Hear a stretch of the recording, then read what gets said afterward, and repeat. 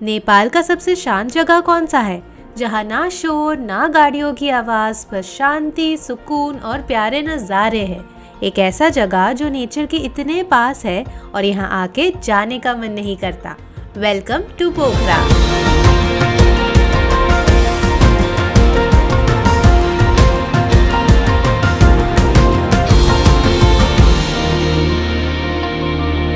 What's up guys, it's Grishma and welcome to my channel। आज मैं हूँ नेपाल के एक बहुत ही खूबसूरत शहर पोखरा में, जिसे मैं आज इस वीडियो में एक्सप्लोर करने वाली हूँ और आपको भी दिखाने वाली हूँ कि यहाँ पे आप क्या क्या देख सकते हो। बहुत ही खूबसूरत सा शहर है, हिल टॉप है, इसे हिल स्टेशन भी बोल सकते हैं और यहाँ पे नज़ारे इतने लाजवाब है। ये एक लेक के किनारे बना हुआ ये ब्यूटीफुल सा शहर है जिसे मैं आज एक्सप्लोर करने वाली हूँ। तो इस वीडियो में मैं सारी जानकारी दूँगी, जैसे आप यहाँ पे कैसे पहुँच सकते हो, क्या क्या लोकेशंस आप कवर कर सकते हो, क्या क्या साइट सीइंग places होगा, food, adventure, everything. So keep on watching this video to know the complete travel plan for Pokhara in Nepal.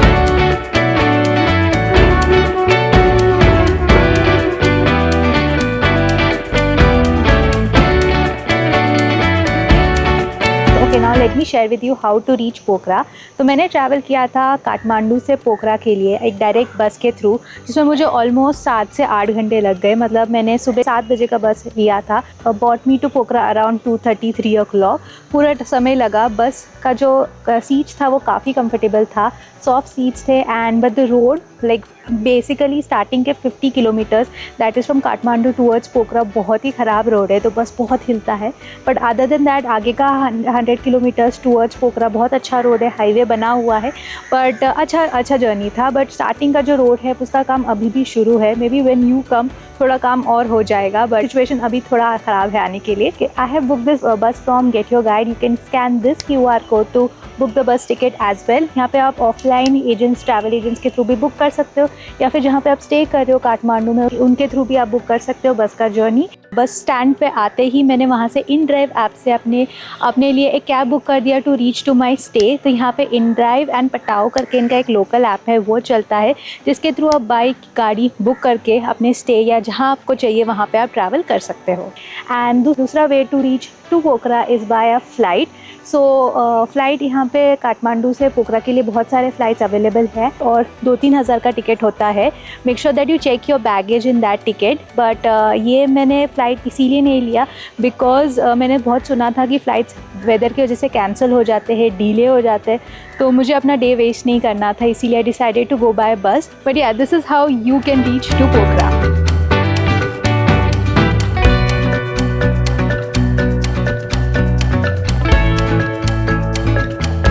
तो पोखरा में रहने के लिए आपको कई सारे ऑप्शंस आसानी से मिल जाएंगे। यहाँ पे बहुत सारे अच्छे होटल्स हैं, लेक के फेसिंग यहाँ पे रिजॉर्ट्स और होम स्टेज मिल जाएंगे। प्लस बजट ट्रैवलर्स और सोलो ट्रैवलर्स और बैकपैकर्स के लिए यहाँ पे हॉस्टल भी आसानी से अवेलेबल है। तो मैं जहाँ पे रह रही हूँ this is the hostel Pokhara. Yes, hostel has a branch outside India. इनका पहला इंटरनेशनल ब्रांच है outside India and here I am staying. This is a very beautiful property, काफ़ी पीसफुल सा प्रॉपर्टी भी है ये। एकदम जो लेक है इधर ही पीछे की तरफ है एंड बेसिकली ये जो प्रॉपर्टी है, जो मेन लेक है उसके ऑपोजिट साइड पे ये लोकेटेड है। इसीलिए अगर आपको थोड़ा पीस और कामनेस चाहिए then this is the area that you can come and stay here as well. I am here staying in the female dorm as usual. यहाँ पे प्राइवेट रूम्स और अच्छे रूम्स, लग्जरी रूम्स भी है that you can opt and you can directly book it from the hostel website as well. तो this is where I am staying, but you can choose any property here in Pokhara. हर जगह पे आपको आसानी से अपने स्टे मिल जाएगा। If you want more stay recommendations along with the travel plan, booking links, map links, complete budget and all the details, then you can download my complete Nepal travel guide for all the in-depth information. Link is in the description.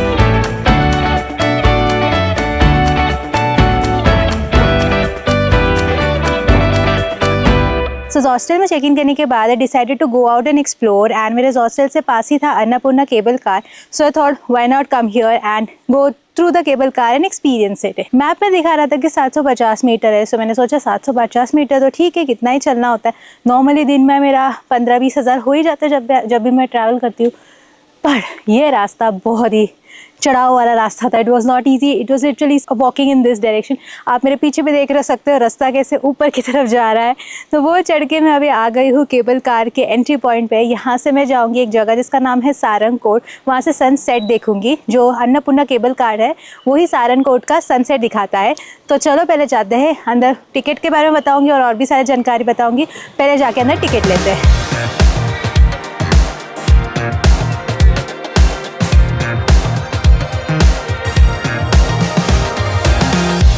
Okay so अभी मैं आ चुकी हूँ Sarangkot point पे, जहाँ से आप sunrise और सनसेट दोनों देख सकते हो।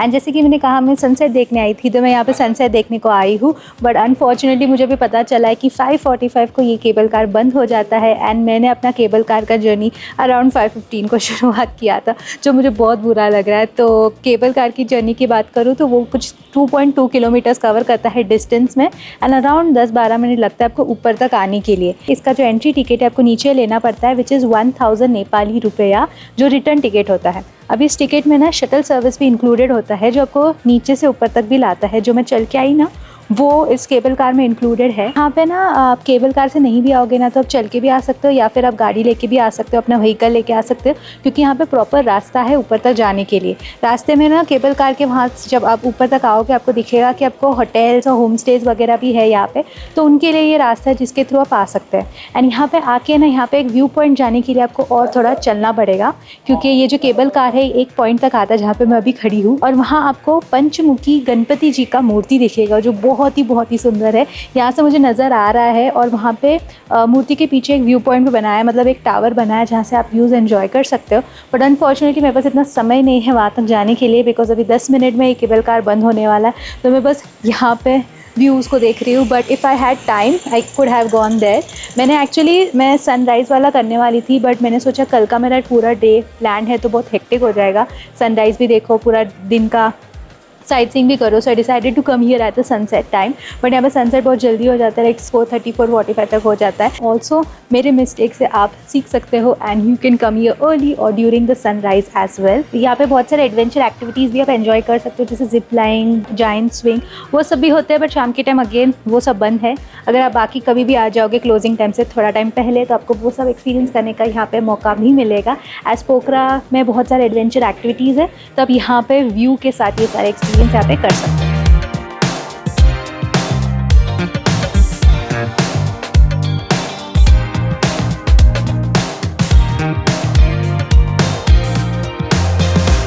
Alright, so change of plans, I made it to the top. आप मेरे पीछे देखोगे आपको पंचमुखी गणपति जी की मूर्ति दिखेगी।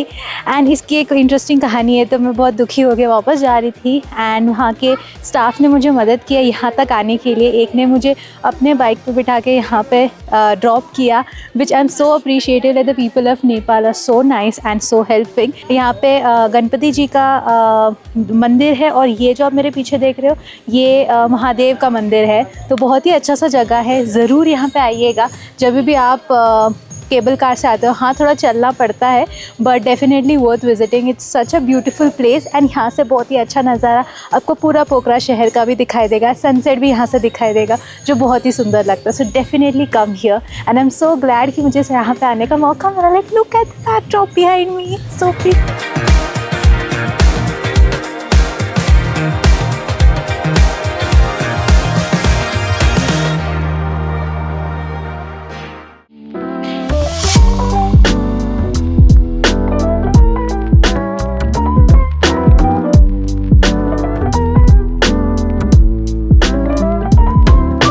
Good morning, this is day 2 here in Pokhara, Nepal.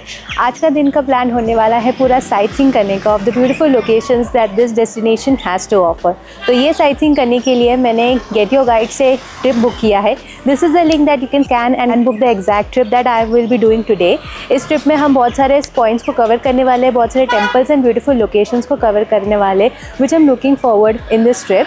वैसे देखा जाए तो आप लोकली भी या ट्रैवल एजेंट से ये ट्रिप बुक कर सकते हैं। सिंस मेरा हॉस्टल वाला मार्केट एरिया से दूर है, so I could not go there and book personally, इसीलिए मैंने ऑनलाइन बुक किया है। तो चलो अभी I am waiting for the pickup. वो पिकअप मेरे हॉस्टल से ही होने वाला है, so I am waiting for that and then I head on and show you the different places that you can see in Pokhara.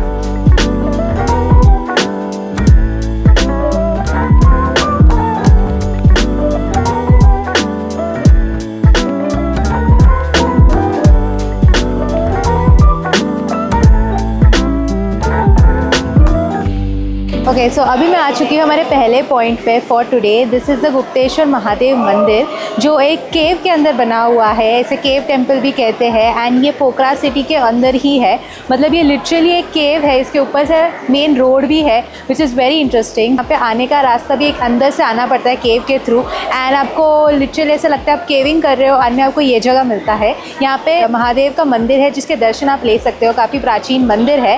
And साथ ही ये केव है जो आप देख सकते हो। साथ ही यहाँ पे आने का एंट्री फी है दैट इज़ 100 नेपाली रुपया। And definitely a very interesting place. मैं अभी आज सैटरडे के दिन आई हूँ तो यहाँ पे बहुत ज़्यादा भीड़ है। There lot of people, locals भी यहाँ पे आए हैं देखने के लिए, तो थोड़ा सा कंजेस्टेड है, but you can come here and visit this place as well.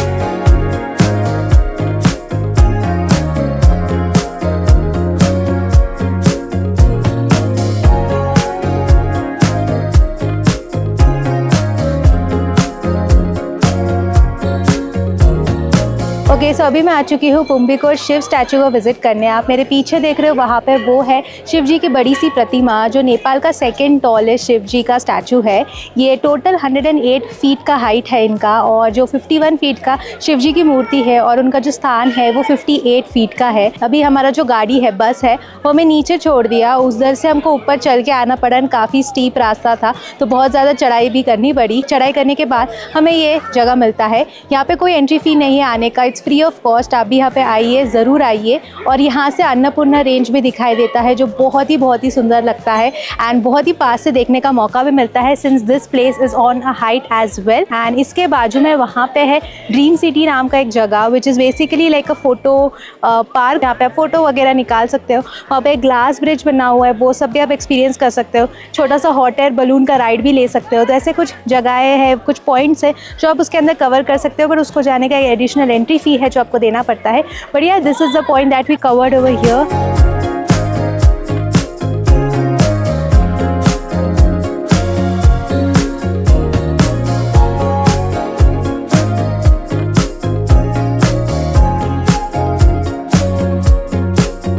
Okay so अगला पॉइंट जो हमारे रास्ते में आता है वो है शांति स्तूप, जो आप कवर कर सकते हो। ये एक बुद्धिस्ट स्तूप है जो माउंटेन के टॉप पे बना हुआ है, जहाँ से बहुत ही खूबसूरत सा व्यू भी दिखता है आपको पोखरा सिटी का और माउंटेन्स का भी। पर वहाँ तक जाने के लिए आपको ये जो स्टेयर्स दिख रहे हैं वो सब चढ़ना पड़ेगा and then you reach the stupa. And वहाँ पे जाके फ़ोटो और वीडियो निकालना भी अलाउड नहीं है, the very strict about it. तो मतलब नहीं हो रहा है कि मैं अगर जाऊँगी तो I can not show you guys any way, so इसीलिए I am not going over there. यहाँ पे हमारा 45 मिनट्स का स्टॉप है, तो यहाँ पे थोड़ा टाइम स्पेंड करूँगी। उसके बाद हम जाएंगे अगले स्पॉट पे जहाँ पे हम लंच भी करने वाले हैं।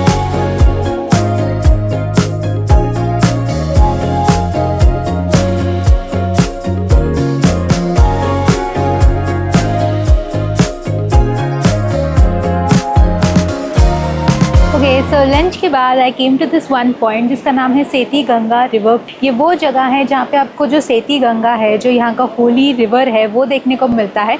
छोटा सा जगह है वैसा देखा जाए तो, और बीच में ऐसा एक पानी का फ्लो आपको दिखेगा। एंड पानी का कलर की भी बात करो ना, काफ़ी अलग, जैसे टॉर्कोइस कलर का पानी है, जैसे ऋषिकेश में गंगा होता है उसी कलर का पानी यहाँ पे भी है जो आपको देखने को मिलता है। यहाँ पे आने की एक एंट्री फ़ी है दैट इज़ 60 नेपाली रुपया। वैसे ऑनेस्टली बताओ तो ऐसे कुछ है नहीं यहाँ पे देखने को। If you want you can also skip this place, but ये हमारे टूर में इंक्लूडेड था, इसीलिए I came here to show you guys what this place has to offer.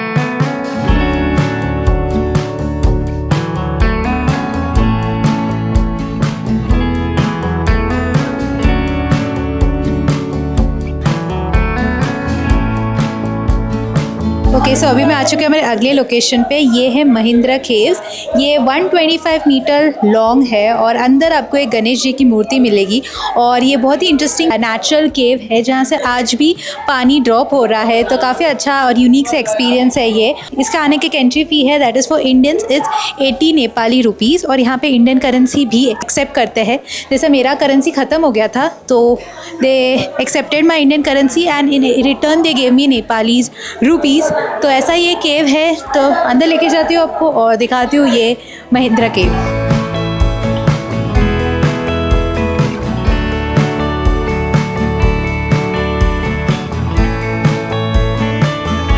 तो सो महिंद्रा केव से 500 मीटर की दूरी पे है बैट केव, जो भी आप जा सकते हैं। ये थोड़ा सा बड़ा केव है एंड थोड़ा सा ज़्यादा डार्क और थोड़ा सा रिस्की केव भी है। इसके अंदर जाने का एक एंट्री टिकट है, that is for Indian citizens it's 80 Nepali रुपया। एंड अगर आपको अंदर जाना है, आप अकेले नहीं जा सकते, आपको ग्रुप में जाना पड़ता है, since it's a bit darker and थोड़ा रिस्की है। एंड इसीलिए वो लोग ग्रुप में भेजते हैं एंड एक ग्रुप को एक टॉर्च भी देते हैं जिसके थ्रू आपको अंदर जाना पड़ता है। तो 25 मिनट्स का स्टॉप है हमारा यहाँ पे। मैं नहीं जा रही हूँ इसके अंदर क्योंकि एक केव देख लिया वापस से, but if you are interested you can go inside and visit as well.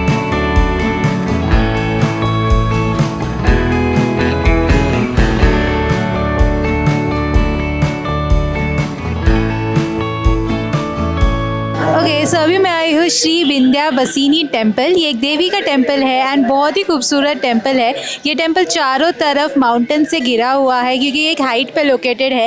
And यहाँ से आप सिटी का नज़ारा भी देख सकते हो, जो मेरे पीछे भी आप देखते होंगे कितना खूबसूरत लग रहा है। एंड पीछे आपको स्नो कैप माउंटेन्स भी दिखेंगे, तो बहुत ही खूबसूरत लोकेशन है। ये मंदिर की बात करें तो यहाँ पे आपको अन्य देवी देवताओं के दर्शन करने का भी मौका मिलेगा। ज़रूर यहाँ पे आइए, ये हमारा सेकेंड लास्ट स्पॉट है पूरे ये ट्रिप में।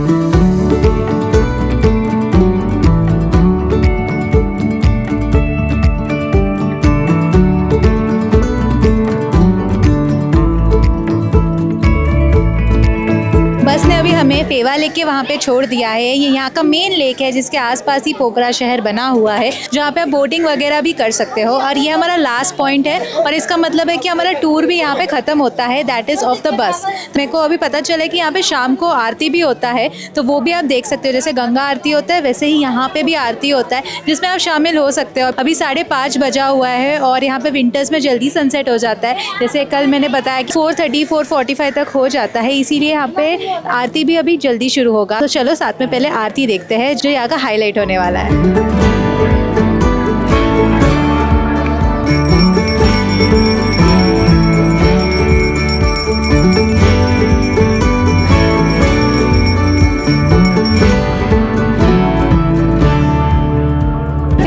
जो मार्केट एरिया है वो काफ़ी वाइब्रेंट है। यहाँ पे आपको बहुत सारे दुकानें मिलेंगे शॉपिंग करने के लिए, यानी कि सब कुछ मिल जाता है यहाँ पे। कपड़े, एक्सेसरीज़, आपको सूवेनिर्स लेना है वो सब भी आपको यहाँ पे मिल जाता है। साथ ही यहाँ पे बहुत सारे रेस्टोरेंट्स और कैफ़ेज़ भी है, काफ़ी अच्छे भी है यहाँ पे। एंड पूरे पोखरा एरिया में अगर आपको मनी एक्सचेंज करना है, this is only the area that you have to come to do money exchange. Because आज जो मैं प्लेसेस विजिट करी थी वहाँ पे किधर भी मनी एक्सचेंज नहीं था। I am actually out of cash at the moment, तो मैं यहाँ पे मनी एक्सचेंज करने वाली हूँ एंड उसके बाद शॉपिंग करने वाली हूँ। दिखाती हूँ आपको भी यहाँ पे आप क्या क्या ले सकते हैं।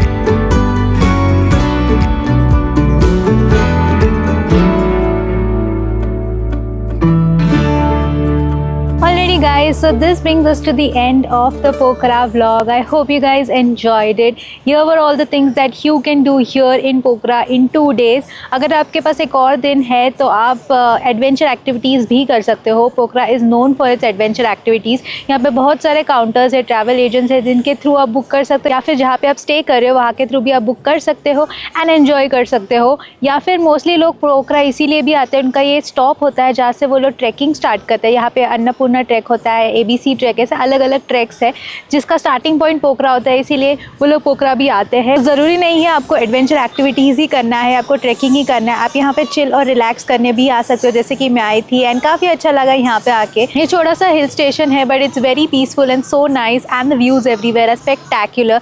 हर जगह से आपको स्नो कैप माउंटेन्स दिखाई देंगे, जो इस जगह की ब्यूटी को और भी एनहांस करता है।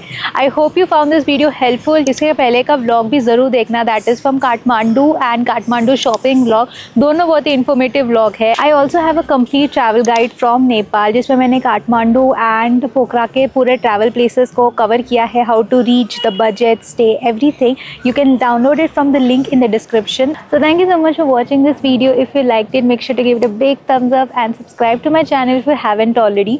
This is me, Grishma, signing off until I meet you again in a new place, in a new city. Bye bye.